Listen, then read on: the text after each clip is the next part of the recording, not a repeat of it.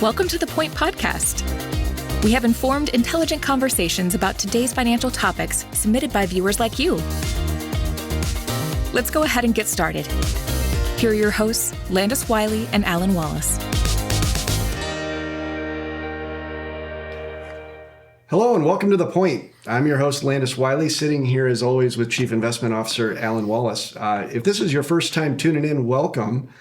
We're going to have a little different format today, though. For those of you who have been with us before, you know that our usual format is to kick things off with a little discussion on what the most important thing is out there that's affecting financial markets and your portfolio at home. And then we like to reach in a hat and draw out a topic submitted from you, our viewers, things you want to hear us just talk about related to finance, the economy, or markets, or what have you. But here we are in election season 2024. And so all the questions, ironically, are about the upcoming election. And that also happens to be the most important thing. Mm-hmm. And so today we're actually just going to focus this entire episode on an election special and have a conversation about how the upcoming election might affect markets, might affect the economy, could impact you, and maybe we'll answer some of the common questions that we're getting around it as Sounds we go. Good. So before we get into that, we're going to take a short break, hear from our sponsor, and we'll be right back. Imagine the perfect swing, the satisfying sound of a golf ball landing on the green. Your retirement could be filled with moments like these. At Basepoint Wealth, we design retirement plans tailored to your passions. Whether it's perfecting your game or simply enjoying the tranquility of the course, we've got you covered. To tee up your retirement with one of our fee-only advisors, visit basepointwealth.com to schedule your initial consultation today. Because from here, you can go anywhere. Basepoint Wealth is a registered investment advisor. Visit basepointwealth.com for important disclosures. Welcome back to our 2024 election special. All the questions that we're getting from clients, all the questions that we've had come in for the podcast, all center around the election. Right. Seems like maybe a lot of angst or questioning out there around how is what's going to happen here in November going to impact my portfolio? What's going to happen to the economy? Is one candidate or one party better or worse than the other one? I mean, there's all kinds of ways that these conversations, these questions are going. So let's just dive into it. And I guess maybe the first thing we should just address is if we look back historically, we've had a lot of elections in this country. Right. We've had a market for a long time too. And so we've had a lot of opportunity and a lot of data points where we can see how markets react to elections, both presidential, midterm, what have you. So let's just start there. How do markets normally handle an election season like this? Well, I hate to disappoint everyone, but historically, who the president is hasn't mattered much when you compare market history. As a matter of fact, whether it's a Republican or Democrat is almost a dead heat if you go all the way back to 1933. If you go back to 1950, the Democrats have a little bit of lead. That's because the 1933 period includes the Great Depression. But what we find is that the big important factor is really the composition of Congress in comparison to the presidential party. So the best performance is it doesn't matter what party the president is. It matters that the Congress is divided. That's when we get the highest returns. Since the 1933 period, Republicans have had a little bit of an edge in the Congress when they're unified. The lowest performance has been when it's a president of either party and then a Democratic majority in the Congress. And I think that's the thing that people need to take into consideration here is that I've known a lot of advisors over the years who try to prepare for elections, right? Like, hey, we're going to sell if this person wins, or we're going to buy more if this. And I've never seen anyone do that in any sort of way that adds value to the investing process. So we're prepared for volatility at any point. So it doesn't really matter who wins an election. Now, there are other factors in your life that it may impact. Tax policy and immigration policy and economic policy, those things might impact your life. But historically, we have seen very little impact on the markets themselves. Well, it's interesting you point out that it seems like the makeup of Congress between the House and the Senate is really kind of the driving factor. But I mean, I really haven't seen much in the way of coverage about those races. And clearly those races are going on as well. Yeah. I mean, I think it's a little bit more boring when you're talking about, 435 seats, all geographically dispersed. And so it looks like there might be a continuous majority in the House. You never know, right? Because they give you these big ranges of where it should be. It looks like the Republicans may take the Senate also, and then the presidential race is sort of in a dead heat. But yeah, I mean, I think that the composition of the Congress, because they make the laws, right? It's really the president can suggest a policy. They can have a platform, but at the end of the day, it's the Congress that passes the laws. Mm-hmm. So I think that is much more impactful to the market itself than who's in the executive branch. Right. So interesting thing that just kind of crossed my mind there. You talked about how in theory our system of government is set up that the legislature writes the laws. Right. The president signs them and helps execute them, and then of course the judiciary is supposed to evaluate and figure out if they're in alignment with our Constitution.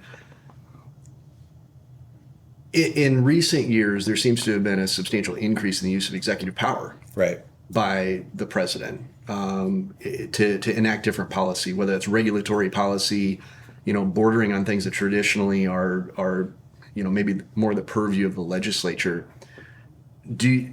Does that have the possibility of maybe making the president themselves more impactful to the markets than maybe what the historic data would suggest if that trend were to continue? Well, sure. I mean, the president is the leader of the executive branch, right? And there was a Supreme Court decision over the last year called the Chevron decision that was overturned. And the Chevron doctrine basically said that Congress makes the laws, but then the executive branch sort of executes them. But since the executive branch is full of experts, we will defer to them and sort of let them have the benefit of the doubt when it comes to settling the law. Well, the Supreme Court overruled that. And so we may be in the middle of that power being taken back from the executive branch and given back to the legislature. In the 80s, there was a lot of arguments about, how this was going to cause the executive branch to become overly powerful. That may or may not have happened, but now the Supreme Court decision last year has sort of reversed that trend. Okay. So if split Congress, if markets generally like that, would it be an overstep to say that maybe the reason markets perform better in a split Congress is the sense of stalemate? That maybe the idea that I think so. Things remain more stable. Markets like stability and predictability, right? Yeah. And certainly I think there's a case that could pretty easily be made that if you have a split Congress, the likelihood of any large legislation that meaningfully changes the status quo is pretty rare. Right? Well, or if something does pass, it is widely backed by both sides, right? Sure.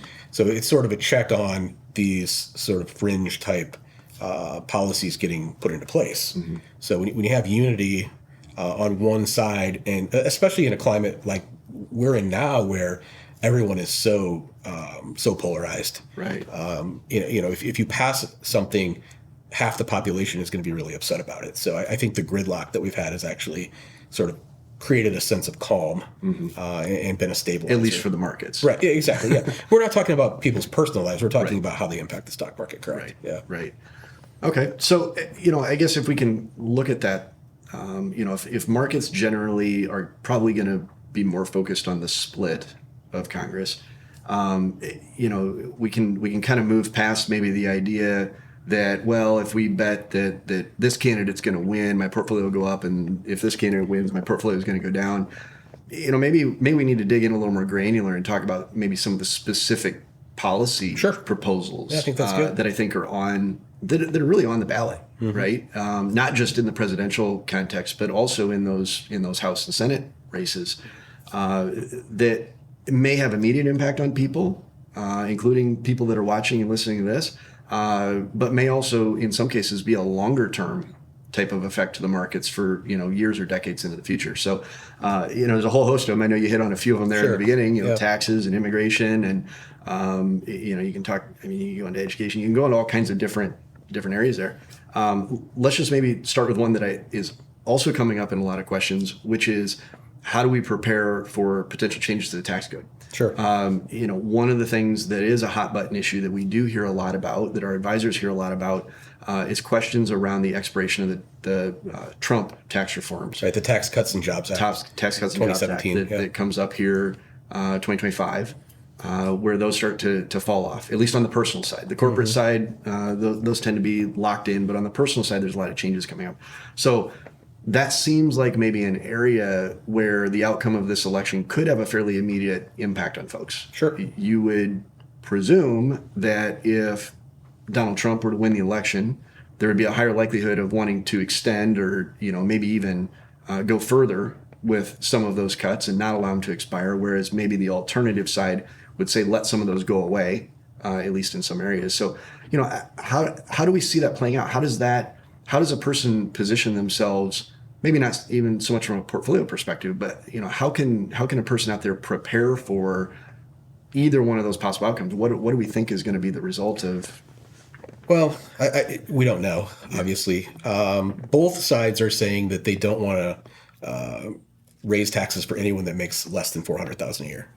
That encompasses 97% of the population. Right. Now, whether they get that done or not, or fulfill that promise, remains to be seen. Because remember, these are just policy proposals that they still have to get through both houses of Congress in order to pass them into a law. Right. Trump has stated that he wants to extend the Tax Cuts and Jobs Act and make a lot of the provisions permanent. So for the last couple of decades, what we've been doing is making these temporary bills in order to get them done, right? Like, so we're only going to lock this in for 8 years. And when the 8 years is up, then, it sort of reverts back to what the previous law was. And that's what we have here. They call it a sunset provision.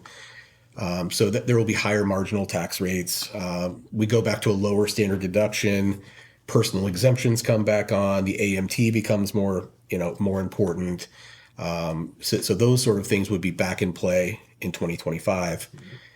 The Harris campaign, and again, these are just policy proposals, not necessarily even what will be the final proposal if elected, but they're more inclined to raise taxes on wealthier individuals, especially those making more than $400,000 a year. So there's a proposal for an increase in the top tax rate, marginal tax rate, to be 44.6%. It's currently at 37%. Raising the capital gains rate to 33%. It's currently at 20%. Causing capital gains of above $1 million to be taxed at ordinary income. Taking away the step up in basis on capital gains above $5 million. And then on households with over $100 million, actually implementing a 25% minimum tax, including unrealized capital gains. So that's a huge difference in tax policy that we've never seen before. Right. Well, and you mentioned one thing in there that'll, at least for the time being, it seems like sort of the minimum threshold that they're defining as whether changes in the tax code would affect you in a negative way, meaning you may have to pay more. They've kind of drawn this line at $400,000. Right. Which is interesting because it's probably been 6 or 8 years ago, maybe a little longer than that, when we first started to hear that $400,000 threshold. Right. Well, as I'm sure everyone out there is aware, the last few years, there's been a lot of inflation that's occurred, which isn't disconnected from any of these things that we're discussing right now. And it's certainly a major factor in the conversations around this upcoming election. But, a $400,000 income threshold in 2016 is a very different threshold than it is in 2024. Sure. Average household income has increased quite measurably since 2020, but so have costs. And so, this idea of setting sort of a threshold where, well, it's only folks that are high up on the income threshold. Well, guess what? A whole lot more people are a whole lot closer to that than what they were 8 years ago. Sure. In large part just because of the effects of inflation. So, as we're talking about things like tax policy, in some ways, some of these thresholds that are being set sort of cross over into this underlying conversation around inflation. And is it under control? Is it not? It's certainly a lightning rod issue. The Republican Party is trying to paint the Democratic Party as being chiefly responsible for inflation over the last 4 years. Certainly, there was a lot of money printing and stimulus and government support in 2020 that contributed to that. But that's become a little bit of a lightning rod as we look ahead to potential Fed decisions around interest rates, the potential that Jerome Powell may be stepping aside at some point, and there may be a successor candidate that comes in that maybe has a different view on some of the Fed policies that may drive that. So Maybe, can we shift a little bit and just kind of talk about inflation, and maybe the potential impacts to that as we go through this cycle? Sure. So Kamala Harris actually voted against Powell in 2018 when Trump suggested him. And then Biden reappointed him in 2022. Trump has said publicly that he would replace him in 2026. I don't know what the Harris camp would do. So we might see a shakeup at the Fed. It just depends. The Fed has a dual mandate, right? To try to control inflation and to try to maintain full employment. And a lot of times those are competing goals. We look at the recent data, inflation, at least core inflation, has sort of picked back up just a little bit. We did have a little bit of a decline in the unemployment number recently, but that may or may not be transitory because the jobs numbers are starting to deteriorate a little bit. If you look at the JOLTS numbers, which are the jobs openings, those are starting to drop as well. So in the meantime, we also have this sort of yield curve uninversion slowly happening over time. So it remains to be seen what happens with inflation. We can't predict that. We do know that we're probably going into a rate cutting cycle, though. Right. So that may or may not cause inflation to heat back up. It depends on more economic factors than I think it does purely short-term interest rates. So one of the things that comes up often is sort of the independence of the Fed to make these decisions. And that's been, certainly that's come to the fore a few times over the course of the campaign, whether it's the insistence of replacing the Fed chair upon being elected, to maybe the view that the Fed should prioritize or focus more on income inequality, wealth inequality as part of their policy. Could the outcome of this election perhaps change or impact some of that perceived impartiality or separation of power of the Fed? Well, Kamala Harris has said publicly that she prefers an independent Fed. And Trump has said that he prefers for the president to have a little bit more power over interest rates. He's stated that he feels like there are better ways to fight inflation than through manipulating interest rates. I don't know what those are. I haven't seen it written down. So on the Democratic side, it appears like it's, let's continue having an independent Fed. I don't know if that's really what gets implemented, but at least publicly, that's what's been stated. I mean, I do think it's important for the Fed to remain independent and make those decisions, not having political pressure put on them, right? The worst thing to do is to have someone making decisions to extend a period of prosperity or to try to avoid a period of recession and then make it worse, right? Because the longer you stretch these things out, the worse the correction is when it comes. So I do think having a separate body that isn't worried about re-election every 2 years for Congress or every 4 years for the president or every 6 years for the Senate. Right. I think that that's a huge conflict of interest, and that they should remain independent. Right. And I think most people out there probably would agree with the idea that it's exhausting going through elections every 2 years. Yeah. And probably the last thing that we want is Fed interest rate policy, affecting everything from their mortgage rates to their, auto loans to the interest earning in the bank to possibly the employment cycle being somewhat tied to that same cycle of things. So, certainly something that we would want to pay attention to. So,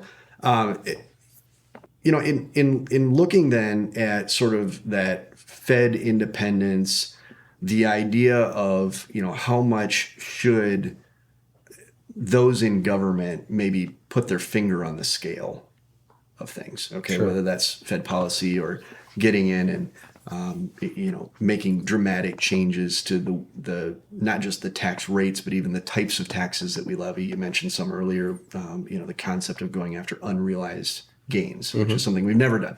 But then again, what was it? 1913, we didn't have an income tax, either, right? Yep. And correct me if I'm wrong. When that first came out, that was only supposed to target a very small.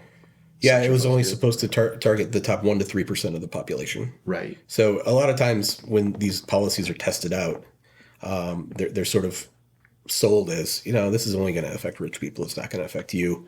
And then they have their way of making a progress down the, down the hierarchy. Right. So, the original income tax in 1913 wasn't supposed to affect average Americans. Mm-hmm. Yeah.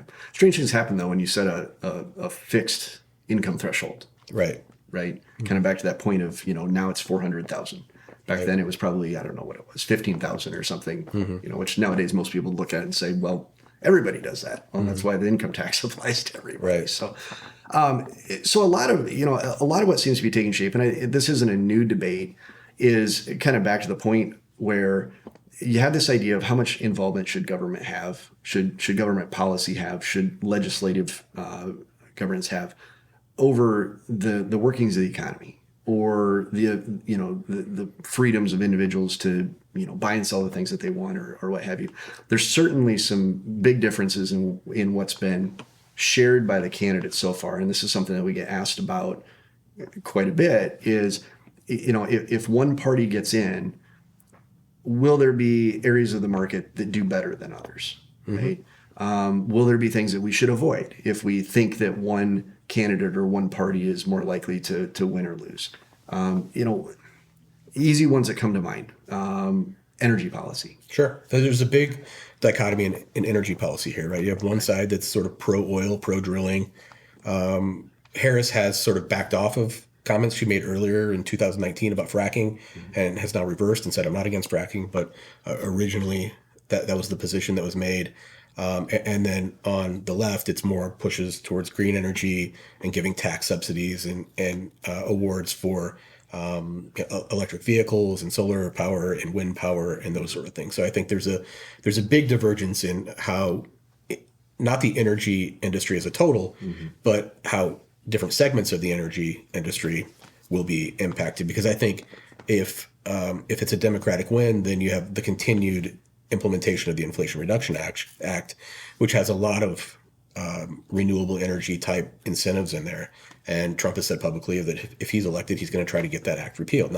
He may or may not be able to do that, but that's at least the plan. I think defense manufacturers, I don't think it matters which side wins. I mean, that's one of those things. Sometimes you have a war party and you have a dub party, but I don't think that's really the case right now. I think the defense, the military will probably continue to be built up. We have some conflicts that we're supporting throughout the world, so I think that will continue regardless. And so I do think there's maybe a difference in manufacturing. So, Trump has said publicly that he'll implement tariffs, 60% tariffs on China, 10 to 20% tariffs on the rest of the world, removing most favored nation trading status from China, which I think would probably require an act of Congress, right, getting them removed from the WTO. So that may build up internal manufacturing. Harris has said publicly that she wants to bring more jobs back to the U.S., but to have more normalized trading relations with China. So right. I think there may be a difference there in how manufacturing economy performs under. So one of the things around tariffs has been the counter argument that you can apply a tariff to goods coming out of a foreign country, but fundamentally it's the consumer that buys it that's going to cover that cost. Yep. And so it's the turning of that phrase into it's a tariff, but it's a tax. And certainly from a first order effect, that very possibly could happen, right? I mean, if the incentive is we want to apply tariffs to try to equalize the playing field between the ability to use low-cost labor to produce overseas versus, building that same product in the U.S. So tariffs are a mechanism to try to ostensibly level that playing field. The initial stage is, well, that stuff is still coming from overseas, right? Just because you snap a finger doesn't mean that you're producing computer chips in Arizona tomorrow, right? So first order is potentially that increase in cost, but would it be reasonable? And this kind of goes back to a point that I mentioned in the intro to this, which is there's the possibility of immediate effects coming out of an election, right? Could be changes in policy towards energy, could be changes in policy towards tariffs, et cetera. But also this idea that some of these decisions actually could have longer lasting implication. So what's the argument around tariffs beyond maybe it does increase my costs in the short run? I mean, there's a longer term play there, right? Sure. Yeah, I mean, economists hate tariffs, right? Because they're for global efficiency. And I think that tariffs do create global inefficiencies, but they may create more income in the country that implements them, right? So, which necessarily means that consumers are going to be able to buy less things. But it means that the people will have more jobs. So I think the longer term consequences are that there's more internal activity, which means more people working, necessarily less goods because you're pulling in less goods from the rest of the world, but possibly more prosperity in a single nation because there's more employment, right? So now you're going to need a linear equation to sit down and figure out all the unintended consequences that are going on there. Right. But it creates global inefficiency, but it definitely could create efficiencies in a single economy. Right. Which, in theory, if that's the mindset behind the Trump side of that argument, that would align kind of with that America First, right? It's less concern about absolutely the international welfare and prioritize the domestic side of it, and sort of let the chips fall as they may. I think that's the argument for it. Yeah. Okay. Let's shift gears a little bit. We kind of glossed over energy policy a little bit and shifted over into this trade piece, but I want to come back to energy because we have talked about this before on the podcast. We've had a lot of questions around crypto. We've had a lot of questions around AI, and one of the topics that we have consistently brought up in those discussions, and you've brought up in your writing, is the large increase in demand for energy that comes along with a lot of these modern technologies, right? Whether that's the processing power for crypto transactions, or whether that's the computing power to run, the AI decision making that's happening in the data centers. Right. That seems like it's not going away. That growth of computing power, that consumption of energy seems like it's becoming more and more real all the time. And it's certainly a contributing factor to what I think a lot of people have experienced with rising energy costs, not just here locally where we're at in Cedar Rapids, Iowa, but nationally. So it feels like energy policy is an important thing, not just in the immediate run, but in the longer run. I guess let's talk a little bit. What's the importance of affordable energy for a thriving economy? You and I have had this conversation a lot, not in this setting, but we've had this conversation a lot about the importance of cheap energy. So, how do the policy proposals that are being floated out there sort of square themselves with the necessity for affordable energy, whether that's to build industry, to build manufacturing capacity, to become a leader in AI and future technology? I mean, talk a little bit about that. I think that's something that... Well, it depends on what the goal is, right? Is the goal to replace all fossil fuels for the sake of replacing them?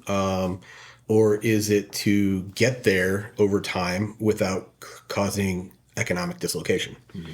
And right now, there are people that feel like economic dislocation is a necessity because they want to do it quickly. Mm-hmm. And there are other people that are saying, hey, wait, I'm all for wind, I'm all for solar, that's fine, but it's just not quite where it needs to be yet. We don't have appropriate battery technology. The problem with a lot of the renewable sources is you have to use them when they're generated. Mm-hmm. We don't really have an effective way to store it. Whereas gas, it sort of comes in its own container, right? Right. I mean, it's it's sort of the energy itself is in the substance, so it's portable. You can store it over time. You don't have degradation or loss. And so it's more efficient to use those things right now before we have technology to store the renewables. So the question is, what does the time frame need to be? Mm-hmm. Do we need to pull the Band-Aid off and stop using all fossil fuels right now? Or can we bridge that gap to get the more efficient production of renewable sources without sort of, going back into the Stone Age to get there, right? Right.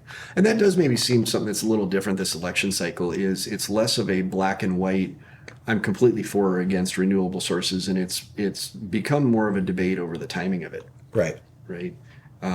Election cycles in the past, it's been, I'm either all for wind, solar, electric vehicles, and what have you, or I think that we need to just completely abandon the concept and go back to oil and gas. Right. Whereas now it feels more nuanced, which maybe that means we're evolving.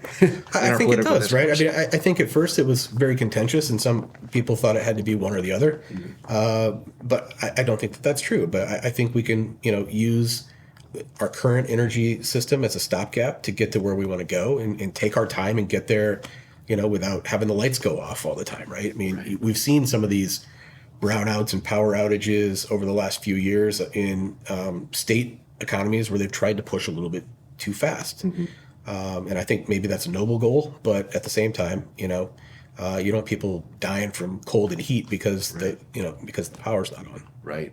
Well, it's the age-old elementary supply and demand of economics, right? If you have if you have demand that's increasing quite substantially, you can't just chop off your supply. You've got to at least increase it at the same rate, which maybe dovetails into another piece of this conversation. We've hit on inflation, talking about energy, importance of affordability there.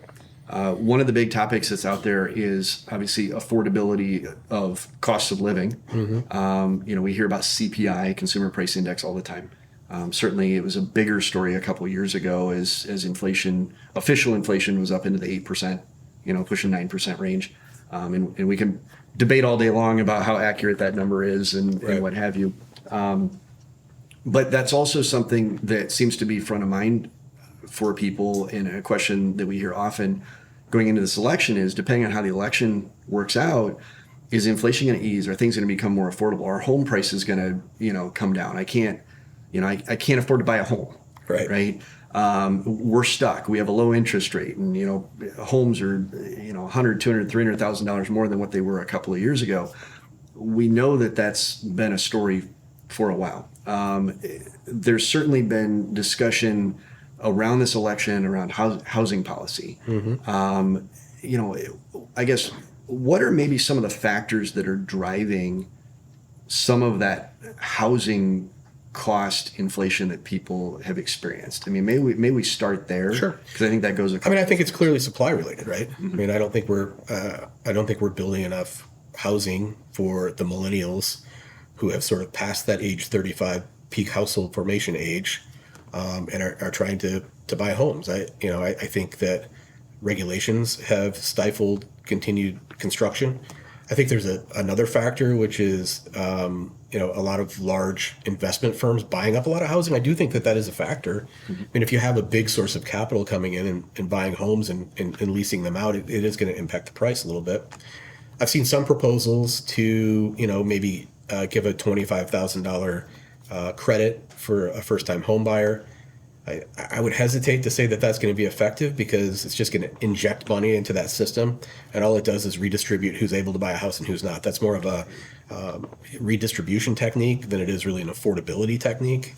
I don't think and I think in the long run, all it does is it makes the price of houses go up by the increase in money. So I think we need to focus on building more housing, and tastes have changed. The houses that the baby boomers liked aren't necessarily the same type of houses that the younger generations want. I mean, there's more talk about walkable cities and smaller living spaces and these kind of things. So I think there's a little bit of a gap in what's available in inventory and what the newer generation wants to have. And then you got a lot of people stuck in 3% mortgages. Right. I mean, if you're in a 3% mortgage and you need to pay 6.5% to buy a new house, you're going to think hard about that. Yeah, I mean that's a big increase in your payment on a monthly basis. Right. So I do think it's created a little bit of inertia in people staying in the houses that they're already in. Right. And that's a cost increase at the same time, as we've already discussed, that costs are increasing everywhere else. Right. So, doubling your mortgage probably doesn't sound like a great idea when you're paying twice as much on an electric bill and more on a grocery bill, and you had to buy a new car that costs, $10 or $15 or $20,000 more than it did 5 years ago. And you have student loan payments restarting. They were supposed to start in October of last year, but there was another deferment, and those student loan payments should start up again in October of this year. There's like $1.75 trillion worth of student loans out there, that are so that's going to start to create a drag on the economy for people that weren't making that payment before.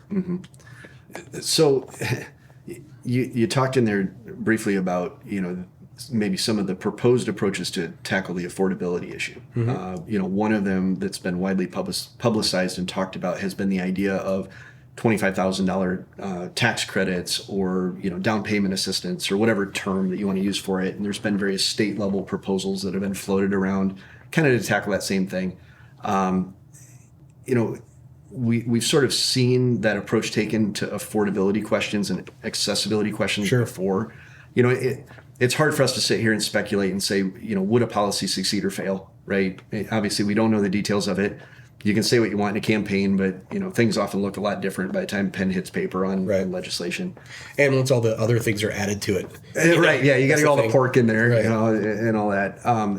But we have seen some big noteworthy examples in the past where, as a society, we have looked at a situation and said it would be great if more people could, right? And two big ones come to mind: education and healthcare. Healthcare, yeah. And education probably has the longest data track record because that conversation really started, before I was even born, probably before you were born. We're probably talking 40, 50 plus years ago, with the idea that more people would benefit, or society would benefit if more people had a college degree. Right. And that's really where it started, right? Was more people would benefit if they could get a college education. And so initiatives were put into place to incentivize people to, get a college degree, get the piece of paper. Once we encourage everybody to do it, though, we realize that it's not affordable for everybody, right? We create a lot of demand. Supply is slower to catch up. We now reach a point where there's an affordability question. And the response with education was for government to step in and offer subsidized loans, different types of grants, all sorts of programs and activities starting over the last 20, 30 plus years geared towards making education affordable. Yeah. So if you look in like the 1970s and early 80s, you could work at a hardware store part-time and cover your tuition. Right. And that's just not the case anymore. It takes almost a median household income in order to afford 1 or 2 years of school. Right. So, I mean, that is a huge difference. And then we've, saddled students with $1.75 trillion in debt in order to pay for this education. And in the meantime, I don't know that we've increased the quality of the education as much as we've increased the number of administrators, right? Right. And I think I read somewhere that the number of administrators in education is up something like 88%.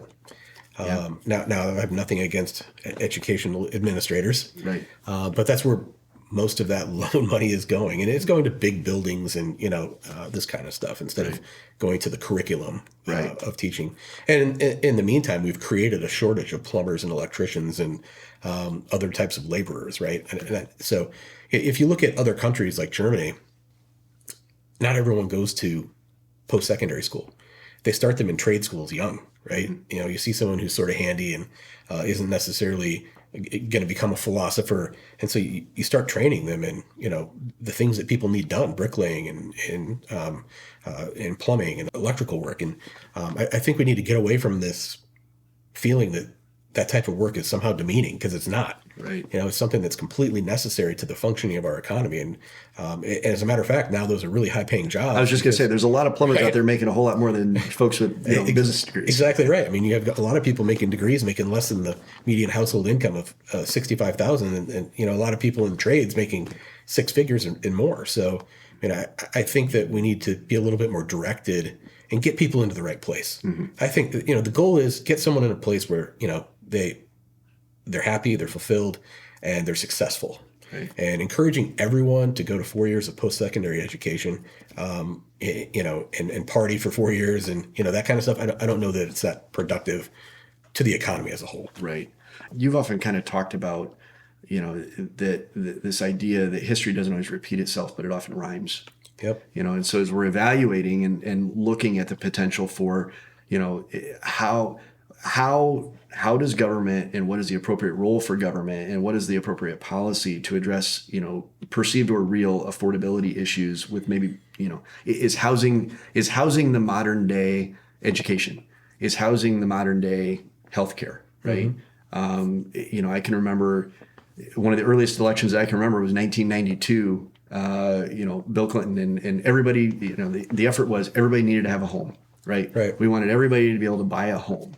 And that sounds an awful lot like everybody needs a college degree, right? And so it's interesting to look back at that, 30 years later now and see that some of that same arc of history is sort of playing its way out, right?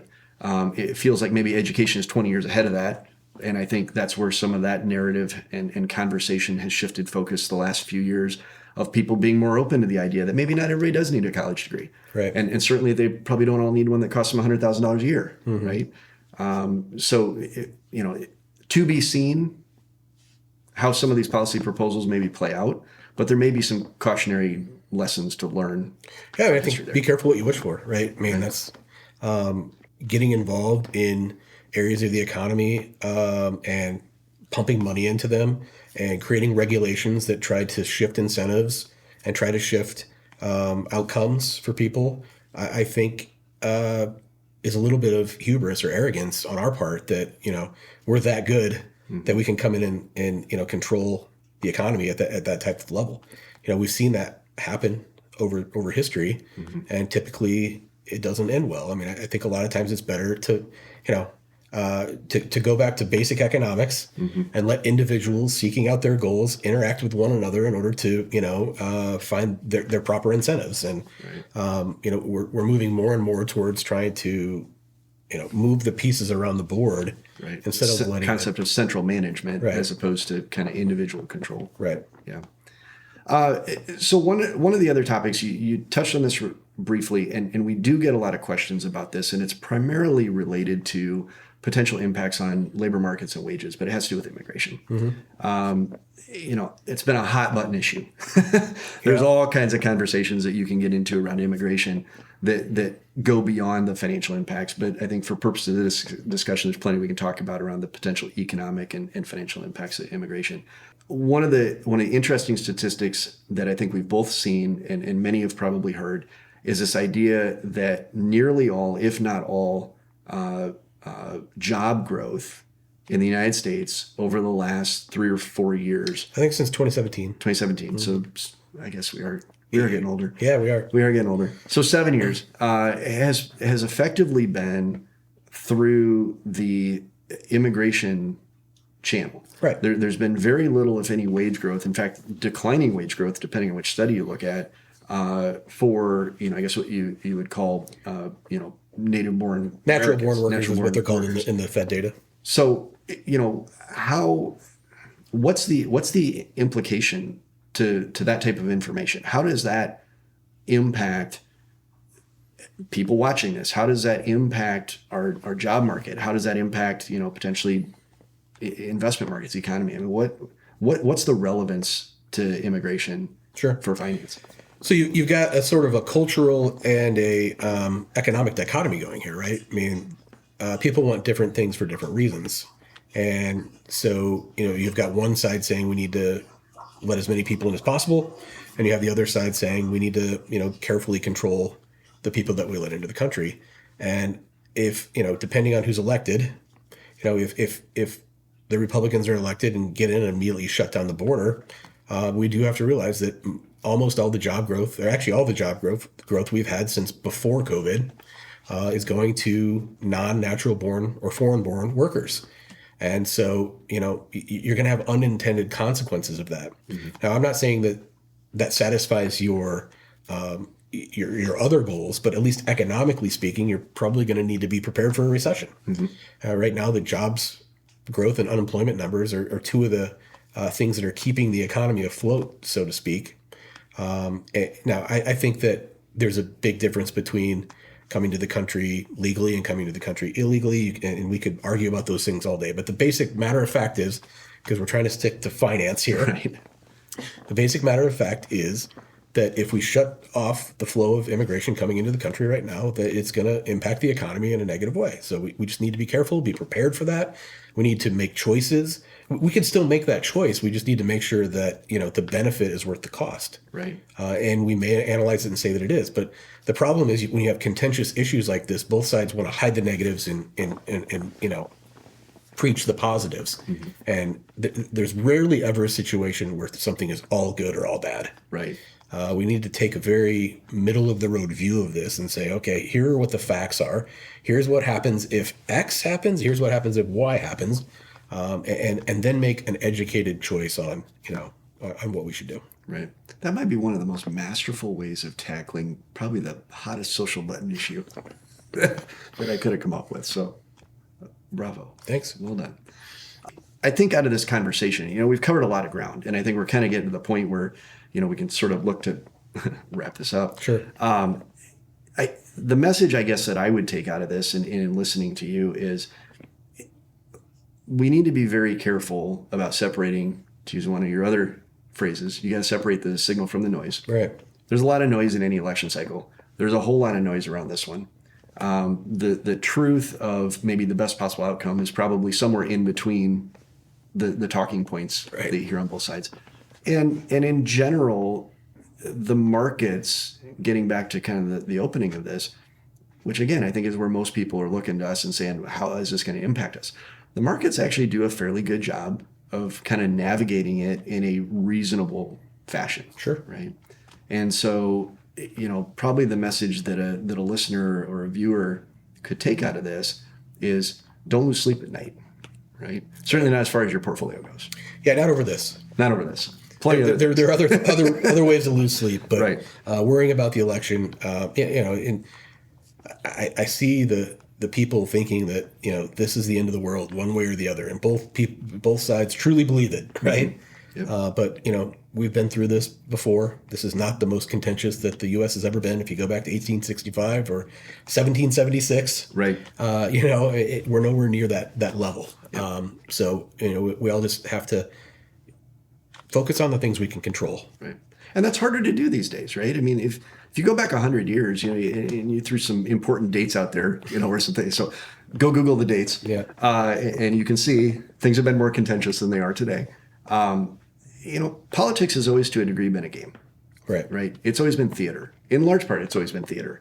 There's always been lots of hyperbole. Just, go watch the English Parliament, right? Mm-hmm. They still wear wigs and they get up and, it's very... Well, if you go to Asia, they still fight. Right, right. So politics has always been, to a large extent, theater. But for us, all of us on the outside, we were always separated from that by the slowness of the news cycle. Well, and the control of the news cycle. And the control of the news cycle. Right. And... so the hyperbole and the theatrics that happen inside the chambers of Congress or Parliament or what have you, they weren't immediately visible to us, right? It was expressed through written word that showed up on a horse, 3 weeks later at one point. Right. And so politicians could be theatrical in what they did and what they said and how they spoke. Now, because of social media and cameras and the immediacy of our access to this, we're watching the theater in real time. And I guess I always try to step back, again, as a kind of a political junkie and realize that what we're seeing in real time is essentially the act. Right.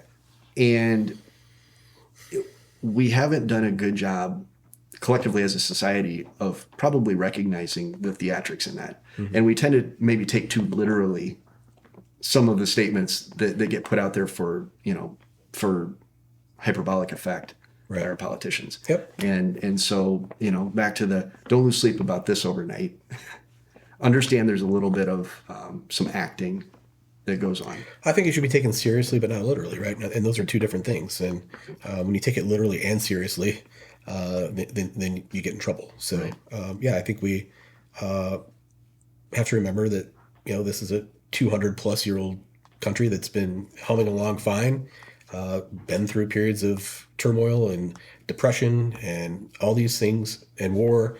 All these things have happened before, and our system has risen to the occasion and gotten us through it. And I think we just need to focus on our daily lives and less on Twitter. Right. Because if you get down that Twitter, I'm sorry, X. Yeah, apologies to Elon, but focus on your daily lives. Right. Well, I think that's a good way to kind of draw this to a close. So I hope you enjoyed this conversation. Lots of ground obviously got covered, and there's probably some there's probably some topical areas in there for future episodes that we can dive into. So we really appreciate you taking the time to listen in or watch us if you're catching us on YouTube. Again, for Alan Wallace, Landis Wiley, we thank you. If you have any thoughts, questions, topics that you'd like to hear us banter about on a future one, we'll get back to drawing things out of the hat going forward. Be sure to send those in to us and then tune in, because who knows, we might be talking about your topic one day here on The Point. Till next time. Thank you for joining us for this episode of The Point Podcast, sponsored by Basepoint Wealth. As always, you can submit questions or topics you'd like to hear discussed to info@basepointwealth.com. Be sure to subscribe so you don't miss any future episodes. Basepoint Wealth LLC is a registered investment advisor. Information presented is for educational purposes only and does not intend to make an offer or solicitation for the sale or purchase of any specific securities, investments, or investment strategies. Investments involve risk and, unless otherwise stated, are not guaranteed. Be sure to consult with a qualified financial advisor and/or tax professional before implementing any strategy discussed herein. Past performance is not indicative of future performance.